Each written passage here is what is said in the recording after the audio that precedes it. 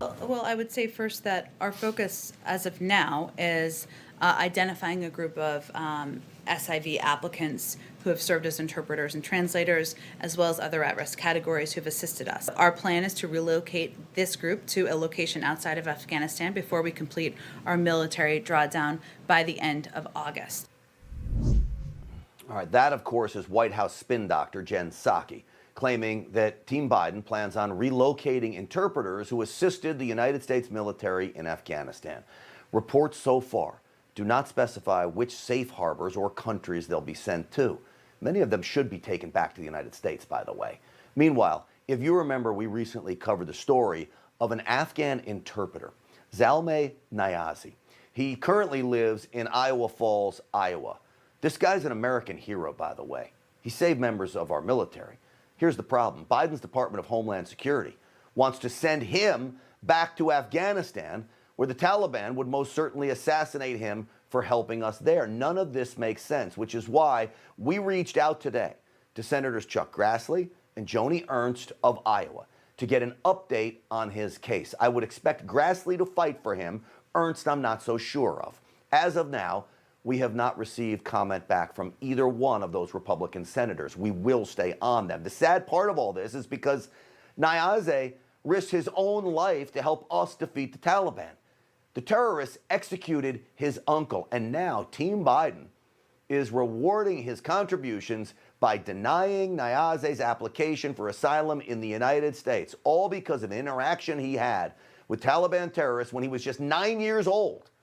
You know what his crime was? Under threat of death, Niazy, a scared little boy, gave terrorists a piece of bread no bigger than a cell phone. For that, Joe Biden wants him thrown out of the country. And at another breath, they're talking about helping other interpreters. This is the man we need to be helping. He's here in the United States. He's also with us on the program tonight. Joining me now is that former Afghan interpreter for the U.S. military who's being denied asylum, Zalmay Niazy. Zalmay, welcome back to the program, sir. Yeah, good evening. Thanks for having me. What did you think when you started to hear news that, hey, we're going to work with some of these interpreters in Afghanistan as we pull out to make sure they're safe?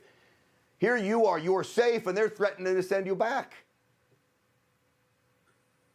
It is a very tough decision that I'm seeing that all those colleagues, it's a good news for me that all those colleagues are coming here and they're getting relief from the Taliban and from their threats.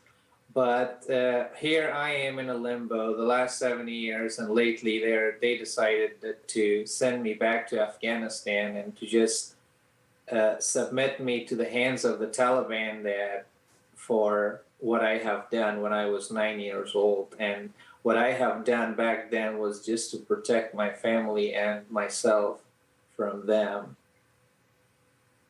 Well, I know there are so many members of our military that are grateful for you and what you did from them, really keeping them safe because you were able to translate for them things. Has there been any progress on your case at all since we last talked? I haven't had any progress or any updates yet. Based on the Homeland Security documents that I received, they told me that I will have a court date in June 28th, but that has postponed. But I don't have any updated information or anything from them yet that when did they postpone the date to or anything.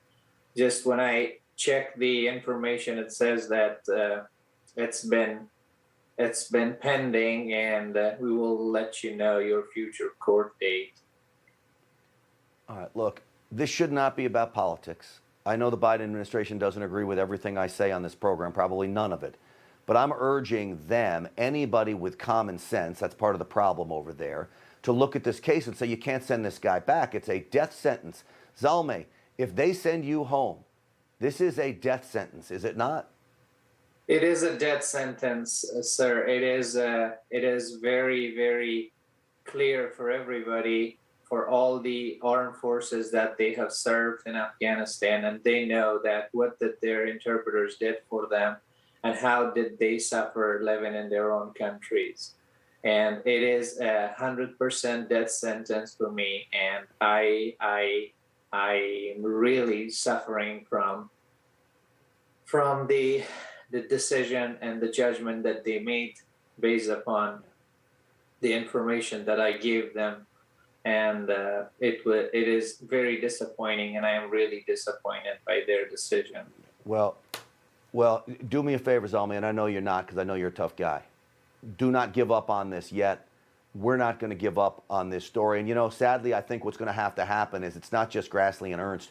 We're going to have to find some Democrat congressman, some Democrat senator who's willing to get on board, make this a bipartisan effort, so at least the Biden administration will listen. We're not giving up on you, Zalmay. We're grateful for all you did to keep our men and women over there safe. Now it's our turn to try to keep you safe, sir. You make sure you keep us posted. We're on the case. Thank you very much. I appreciate all your efforts. Hey, I'm Rob Finnerty. Thanks for watching. If you enjoyed this video, please join the conversation in the comments below. Don't forget to subscribe, too.